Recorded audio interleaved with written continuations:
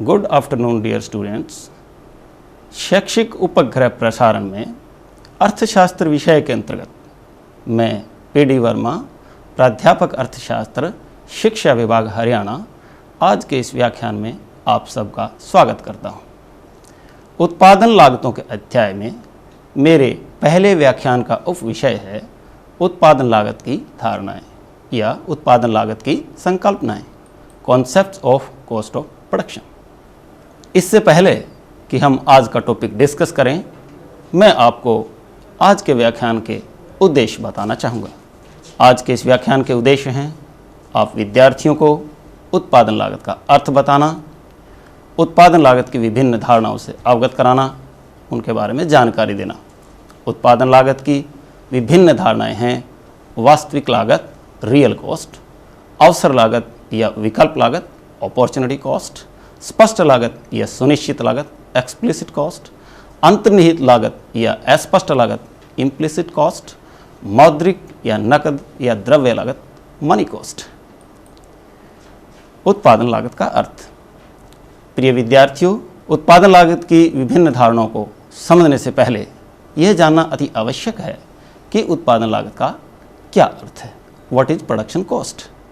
जब हम कोई नई वस्तु बनाते हैं या उसका उत्पादन करते हैं तो हमें कुछ साधनों का सहारा लेना पड़ता है, उनका सहयोग लेना पड़ता है, जैसे भूमि, पूंजी, श्रम, उद्यम। ये सभी उत्पादन के साधन कहलाते हैं, फैक्टर्स ऑफ प्रोडक्शन। प्रिय विद्यार्थियों, उत्पादन के साधनों को उत्पादन के कारक भी कहा जाता है। इन साधनों के बगैर तो उत्पादन किया ही नहीं जा सकता, क्योंकि जब हमारे पास साधन ही नहीं होंगे तो उत्पादन भला कैसे किया जा सकता है। उत्पादन के इन साधनों पर हमें कुछ ना कुछ धनराशि तो खर्च करनी ही पड़ेगी। उत्पादन के साधनों पर उनकी सेवाओं के बदले खर्च की गई इस धनराशि को ही उत्पादन लागत कहते हैं। इसे हम एक उदाहरण के द्वारा स्पष्ट कर सकते हैं। यदि एक पंखा बनाने के लिए हमें 500 रुपये उत्पादन के साधनों पर खर्च करने पड़ते हैं, जैसे कच्चा माल, मजदूरी, ब्याज, किराया आदि, तो उस पंखे की उत्पादन लागत 500 रुपये होगी। उत्पादन लागत की धारणाएं या संकल्पनाएं। डियर स्टूडेंट्स, अर्थशास्त्र में लागत शब्द किसी एक निश्चित धारणा को प्रकट नहीं करता। इस शब्द का विभिन्न अर्थों में प्रयोग किया जाता है। प्रिय विद्यार्थियों, उत्पादन लागत की मुख्य धारणाएं आप इस स्लाइड में चार्ट में देख रहे हैं। वास्तविक लागत, अवसर लागत, स्पष्ट लागत, निहित लागत या अंतर्निहित लागत, नकद या मौद्रिक लागत या द्रव्य लागत। नकद या मौद्रिक लागत और भी आगे 3 प्रकार की है: कुल लागत, औसत लागत, सीमांत लागत। सबसे पहले वास्तविक लागत, रियल कॉस्ट। वास्तविक लागत की धारणा का प्रतिपादन डॉक्टर मार्शल ने किया था। वास्तविक लागत वह लागत है जो उत्पादन के साधनों के स्वामियों द्वारा उनकी सेवाओं की पूर्ति करने में कष्ट, दुख, प्रयत्न, त्याग, परेशानी आदि के रूप में उठानी पड़ती है।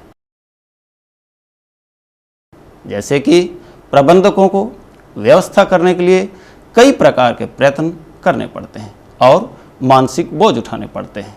श्रमिकों को शारीरिक कष्ट उठाना पड़ता है। पूंजीपतियों को धन संचय करने के लिए अपनी आवश्यकताओं का त्याग करना पड़ता है। ये सभी प्रयत्न, कष्ट एवं त्याग वास्तविक लागत कहलाते हैं। वास्तविक लागत की धारणा को हम एक उदाहरण के द्वारा स्पष्ट कर सकते हैं। मान लीजिए एक कुम्हार को मिट्टी का एक खिलौना बनाने में 8 घंटे का परिश्रम करना पड़ता है, तो 8 घंटे का परिश्रम उस मिट्टी के खिलौने की वास्तविक लागत कहलाएगी। और आइए अब वास्तविक लागत की परिभाषा जानें, डेफिनेशन। मार्शल के शब्दों में किसी वस्तु के उत्पादन में प्रत्यक्ष या अप्रत्यक्ष रूप में लगे हुए विभिन्न प्रकार के श्रम तथा इसे तैयार करने में लगी पूंजी के लिए बचत करने के लिए आवश्यक उपभोग स्थगन अथवा प्रतीक्षाओं में निहित सभी प्रयत्न तथा त्याग मिलकर उस वस्तु की वास्तविक उत्पादन लागत कहलाएगी। संक्षेप में, वास्तविक लागत को किसी वस्तु के उत्पादन के लिए उठाए गए कष्ट, त्याग तथा प्रयत्नों के रूप में व्यक्त किया जाता है। वास्तविक लागत की धारणा एक भावगत कहना है। It is a subjective concept. Dear students, वास्तविक लागत की धारणा को मापा नहीं जा सकता, केवल अनुभव किया जा सकता है, इसे महसूस किया जा सकता है। नंबर 2, अवसर लागत, अपॉर्चुनिटी कॉस्ट या विकल्प लागत, अल्टरनेटिव कॉस्ट। डियर स्टूडेंट्स, अवसर लागत को वैकल्पिक लागत भी कहते हैं, अल्टरनेटिव कॉस्ट भी कहते हैं। यह धारणा लागत की आधुनिक धारणा है। इस धारणा को महत्वपूर्ण बनाने का श्रेय अमेरिकन अर्थशास्त्री प्रोफेसर नाइट को जाता है। सबसे पहले अवसर लागत का अर्थ जानते हैं। किसी वस्तु की अवसर लागत उसके सर्वोत्तम विकल्प त्यागने की लागत होती है, अर्थात किसी वस्तु की अवसर लागत से अभिप्राय दूसरे सर्वश्रेष्ठ वैकल्पिक प्रयोग में उसके मूल्य से है, दूसरे सबसे अच्छे विकल्प के प्रयोग में उसके मूल्य से है। अतः एक वस्तु x की अवसर लागत दूसरी वस्तु y की वह मात्रा है जिसका कि x वस्तु का उत्पादन करने के लिए त्याग करना पड़ता है। अवसर लागत को खोया हुआ अवसर भी कहते हैं। Opportunity cost is opportunity lost. परिभाषा, डेफिनेशन। प्रोफेसर सैमुएल्सन के अनुसार अवसर लागत आर्थिक वस्तु या साधन के दूसरे सर्वश्रेष्ठ उपयोग या अवसर या त्यागे गए विकल्प का मूल्य है। अवसर लागत की धारणा को उत्पादन संभावना तालिका एवं उत्पादन संभावना वक्र की सहायता से स्पष्ट किया जा सकता है। मान लीजिए एक किसान के पास 5 एकड़ भूमि है जिस पर वह 2 फसलों की खेती कर सकता है। आप तालिका में देख रहे हैं वस्तुएं यानी फसलें, गेहूं क्विंटल में, चना क्विंटल में लिया गया है और A, B, C, D, E 5 संयोग यानी 5 संभावनाएं दर्शाई गई हैं। प्रिय विद्यार्थियों, यदि वह किसान केवल गेहूं का उत्पादन करता है तो 100 क्विंटल गेहूं का उत्पादन होगा और यदि केवल चने का उत्पादन करता है तो 40 क्विंटल चने का उत्पादन होगा।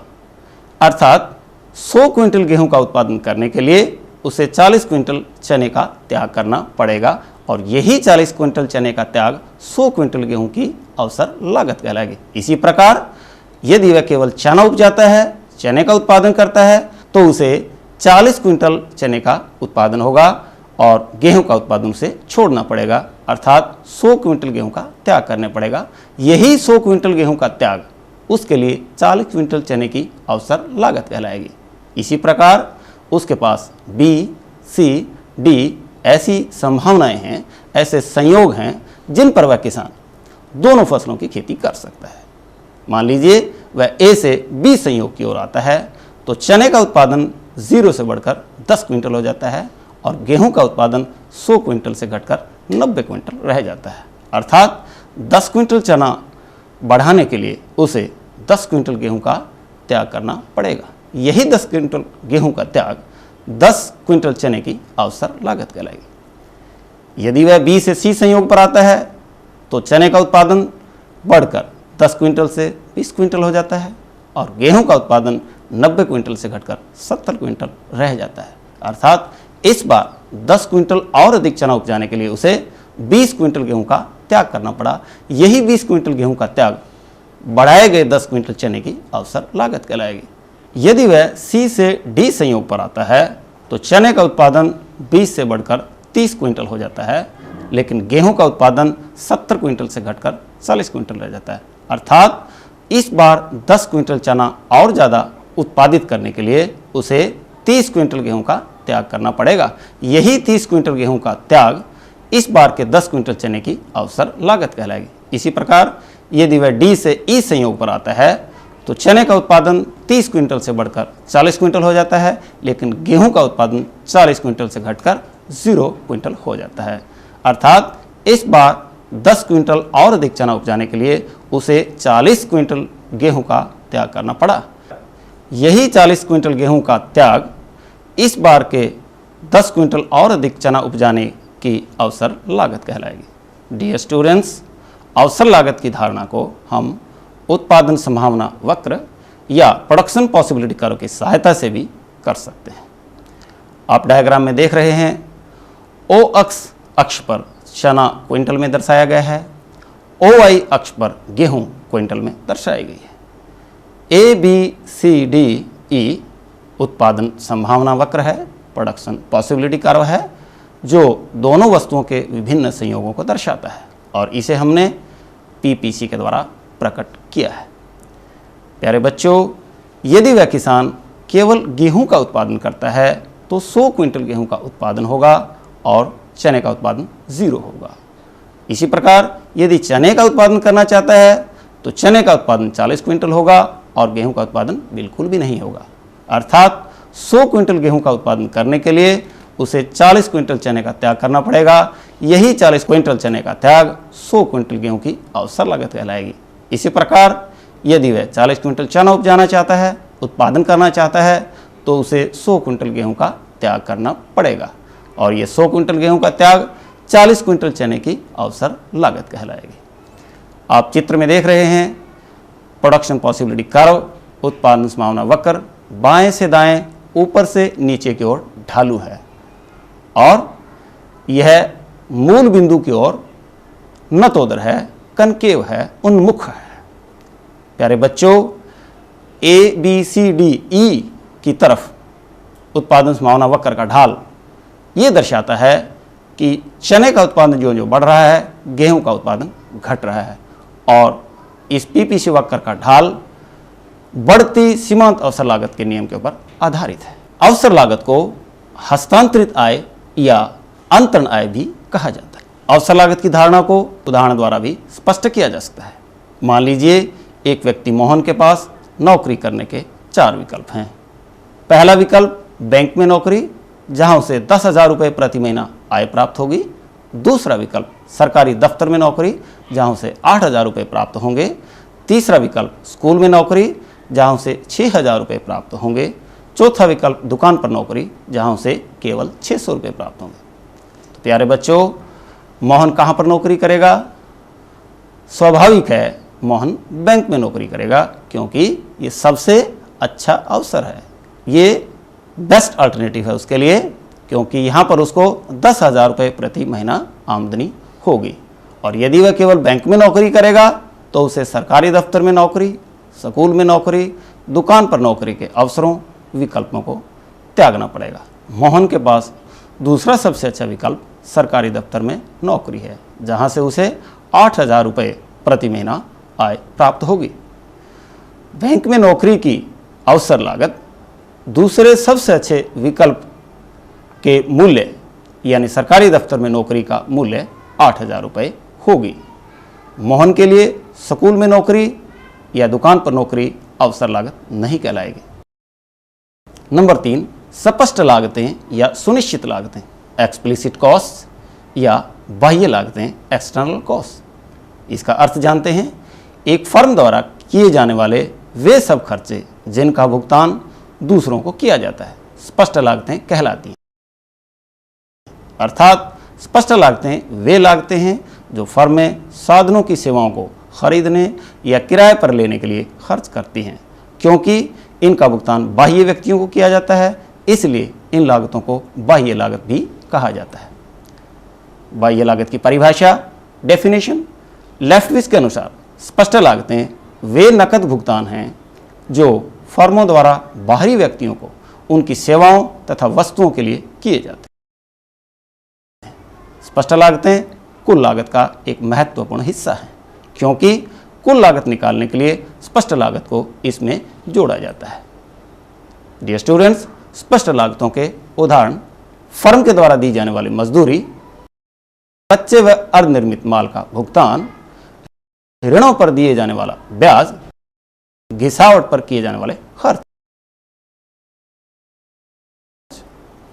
नेक्स्ट, अंतर्निहित लागतें या अस्पष्ट लागतें, इम्प्लिसिट कॉस्ट। एक फर्म उत्पादन में कुछ ऐसे साधनों का प्रयोग करती है जो उसके अपने होते हैं, अर्थात जिनके प्रयोग के लिए उसे उत्पादन के किसी दूसरे साधन को भुगतान नहीं करना पड़ता। इन साधनों की लागत को निहित लागत या अस्पष्ट लागत कहा जाता है। ये वे लागतें होती हैं जो किसी फर्म को अपने साधनों के प्रयोग के फलस्वरूप उत्पन्न होती हैं। एक उत्पादक के स्वयं के साधनों की लागत को निहित लागत कहा जाता है, अर्थात निहित लागतें उद्यमियों के अपने साधनों की अवसर लागत हैं। यद्यपि उद्यमियों को इसके लिए दूसरों को भुगतान नहीं करना पड़ता, परंतु इनका वैकल्पिक कार्यों में प्रयोग नहीं कर पाने के कारण उद्यमियों को जो हानि उठानी पड़ती है वह निहित लागत के बराबर होती है। क्योंकि इन लागतों का भुगतान बाह्य लोगों को नहीं करना पड़ता, इसलिए इन्हें आंतरिक लागतें या इंटरनल कॉस्ट भी कहा जाता है। प्यारे बच्चों, ये लागतें भी स्पष्ट लागतों की तरह कुल लागत का एक महत्वपूर्ण हिस्सा होती हैं। इसकी परिभाषा लेफ्टविच के अनुसार उत्पादन की निहित लागतें स्वयं के स्वामित्व एवं स्वयं के द्वारा लगाए गए साधनों की लागतें हैं। निहित लागतों के कुछ उदाहरण: एक उद्यमी की अपनी पूंजी का ब्याज, एक उद्यमी की अपनी भूमि का लगान, एक उद्यमी के अपने श्रम की मजदूरी, उद्यमी को अपने कार्य के लिए मिलने वाले सामान्य लाभ। नेक्स्ट, मौद्रिक या नकद या द्रव्य लागत। प्रिय विद्यार्थियों, अर्थशास्त्र में जब हम लागत का जिक्र करते हैं उससे हमारा अभिप्राय मौद्रिक लागत से ही होता है। मौद्रिक लागत के और भी कई नाम हैं, जैसे नकद लागत या द्रव्य लागत।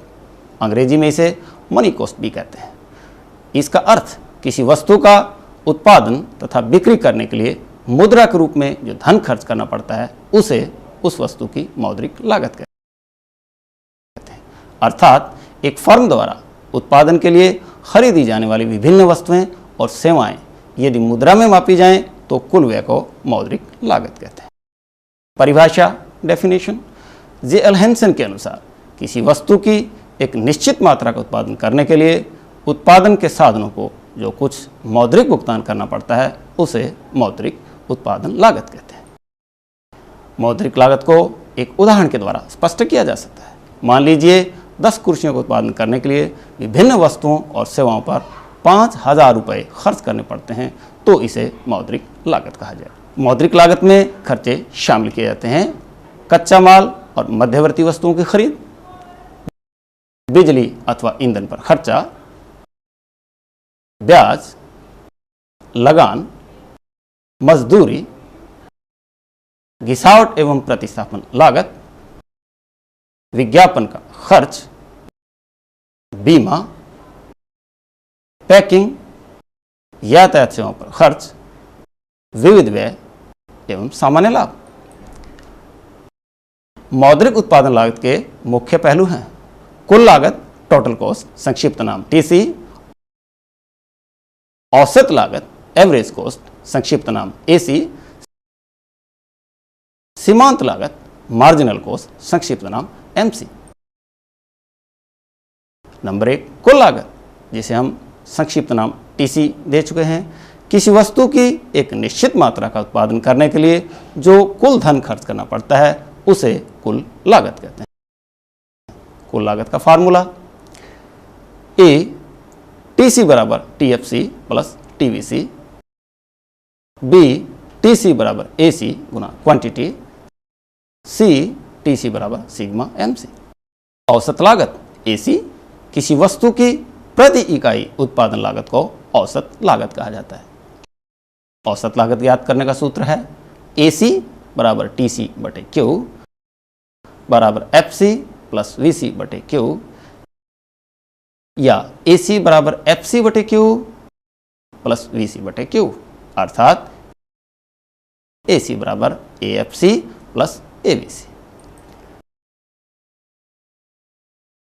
नंबर 3, सीमांत लागत एमसी, किसी वस्तु की एक अतिरिक्त इकाई का उत्पादन करने से कुल लागत में जो अंतर आता है उसे सीमांत लागत कहते हैं। सीमांत लागत याद करने के सूत्र: ए एमसी एन बराबर TC N minus TC N minus 1, B MC बराबर change in TC over change in Q. प्रिय विद्यार्थियों, फर्स्ट सेमेस्टर में सेमेस्टर प्रणाली के तहत आपसे केवल मल्टीपल चॉइस क्वेश्चंस ही पूछे जाने हैं। तो आइए अब हम कुछ मल्टीपल चॉइस क्वेश्चंस डिस्कस करते हैं। प्यारे बच्चों, मल्टीपल चॉइस क्वेश्चंस करने से पहले मैं आपको एमसीक्यू के बारे में 2 खास बातें बताना चाहूँगा। पहला ये है, फर्स्ट सेमेस्टर में जितने भी टॉपिक आपके हैं उन्हें आपको रटने की ज़रूरत नहीं है, क्रैम करने की ज़रूरत नहीं है। जो कुछ आपको पढ़ाया जाता है यदि आप उसे ध्यान से सुन लें, अच्छे से समझ लें, तो मैं नहीं मानता कि आपको किसी भी प्रश्न का उत्तर देने में कोई कठिनाई आएगी। एमसीक्यू के बारे में दूसरी खास बात यह है कि एमसीक्यू को यानी बहुविकल्पी प्रश्नों को जितना ज़्यादा आप अभ्यास करेंगे, आपकी सब्जेक्ट मैटर पे, विषय वस्तु पर पकड़ होती चली जाएगी। और लॉजिकल है कि जितने ज़्यादा एमसीक्यू का आप अभ्यास करेंगे उतने ही ज़्यादा मार्क्स आपके आएंगे। तो आइए अब हम मल्टीपल चॉइस क्वेश्चंस करते हैं एमसीक्यू। पहला प्रश्न है, निम्नलिखित में से वास्तविक लागत है। इसके 4 ऑप्शंस हैं। ए त्याग व कष्ट, बी मजदूरी, सी घिसावट, डी कच्चा माल।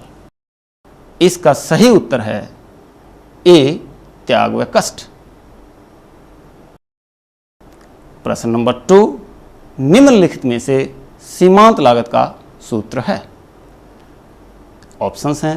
ए चेंज इन टीसी बटे Q, B TC N minus TC N minus 1, C TFC plus TVC, D sigma MC. और सीमांत लागत का, मार्जिनल कॉस्ट का सही फॉर्मूला है B TC N minus TC N minus 1। TC N का अभिप्राय है एनवी इकाई की टोटल कॉस्ट यानी एनवी इकाई की कुल लागत, और एन माइनस 1 का अभिप्राय है कि एन माइनस 1वीं इकाई की कुल लागत। प्रश्न नंबर 3, नकद लागत निम्न में से है। ऑप्शंस हैं। ए मजदूरी, बी त्याग, सी स्वयं के मकान का किराया, डी इनमें से कोई नहीं। और इसका सही उत्तर है ए मजदूरी। प्रश्न नंबर 4, अवसर लागत से अभिप्राय है। प्रिय विद्यार्थियों, आप जानते हैं अवसर लागत को विकल्प लागत भी कहते हैं। इसके ऑप्शंस हैं। ए स्थिर लागत, बी प्रति इकाई लागत, सी प्रत्यक्ष लागत, डी दूसरे सर्वश्रेष्ठ विकल्प का मूल्य यानी दूसरे सबसे अच्छे अवसर या विकल्प का मूल्य। और इसका सही उत्तर है डी दूसरे सर्वश्रेष्ठ विकल्प का मूल्य। प्रश्न नंबर 5, निम्नलिखित में से स्पष्ट लागत है। ए कच्चे माल की खरीद, बी आंतरिक लागत, सी कुल व्यय, डी इनमें से कोई नहीं। और इसका सही उत्तर है ए कच्चे माल की खरीद। नेक्स्ट प्रश्न, उद्यमी के स्वयं के साधनों की लागत क्या कहलाती है। प्रिय विद्यार्थियों, कुछ ऐसे साधन होते हैं जिन्हें उद्यमी स्वयं लगाता है, जैसे उद्यमी की अपनी भूमि, उद्यमी की अपनी पूंजी, उद्यमी का अपना परिश्रम। तो इसके 4 ऑप्शंस हैं। ए स्पष्ट लागत, बी अवसर लागत, सी निहित लागत, डी इनमें से कोई नहीं। सही उत्तर है सी निहित लागत। प्रश्न नंबर 7, उत्पादन के साधनों पर किए जाने वाला व्यय क्या कहलाता है। ए आगम, बी लागत, सी आय, डी इनमें से कोई नहीं। और सही उत्तर है बी लागत। अगला प्रश्न, परिश्रम, कष्ट अथवा असुविधा की लागत को क्या कहते हैं। 4 विकल्प हैं। ए अवसर लागत, बी वास्तविक लागत, सी नकद लागत, डी कुल लागत। और सही उत्तर है बी वास्तविक लागत। अगला प्रश्न, सर्वोत्तम विकल्प त्यागने की लागत को क्या कहा जाता है, यानी सबसे अच्छा विकल्प त्यागने की लागत को क्या कहा जाता है। ऑप्शंस हैं। ए विकल्प लागत, बी विक्रय लागत, सी सामाजिक लागत, डी निजी लागत। और सही उत्तर है ए विकल्प लागत। अगला प्रश्न, किसी वस्तु की प्रति इकाई लागत को कहा जाता है। ए औसत लागत, बी निजी लागत, सी सीमांत लागत, डी कुल लागत।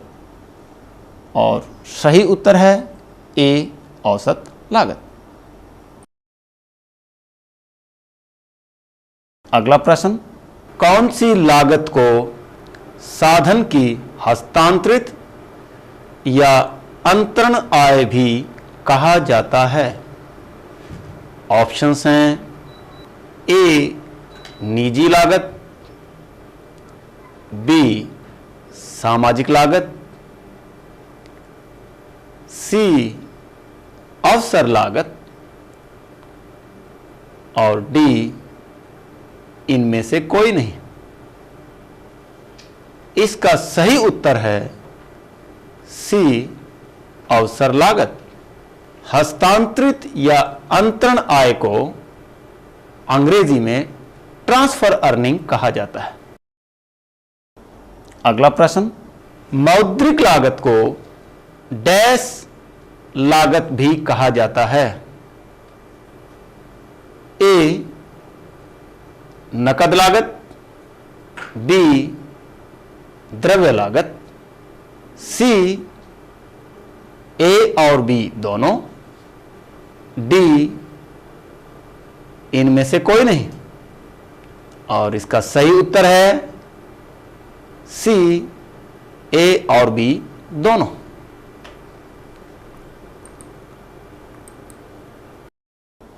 अगला प्रश्न, स्पष्ट लागत का अन्य नाम है?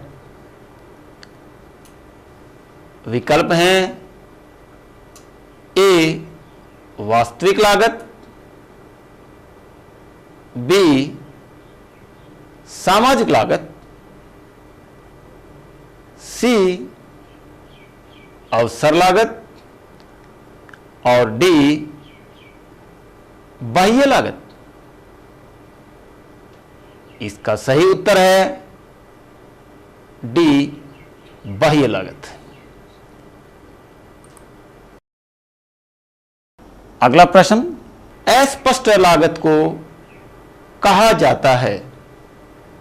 ऑप्शंस आर ए निहित लागत, बी अंतर्निहित लागत, सी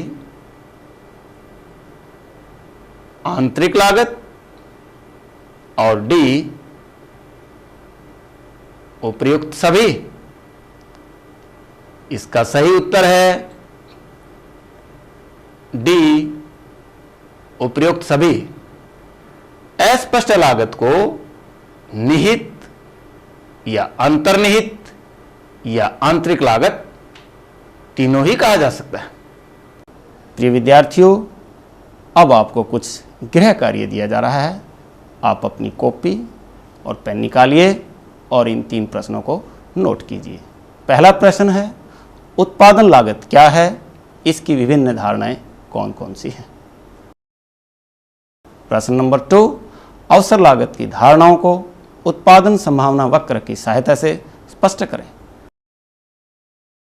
प्रश्न नंबर 3, स्पष्ट और निहित लागतों में अंतर स्पष्ट कीजिए।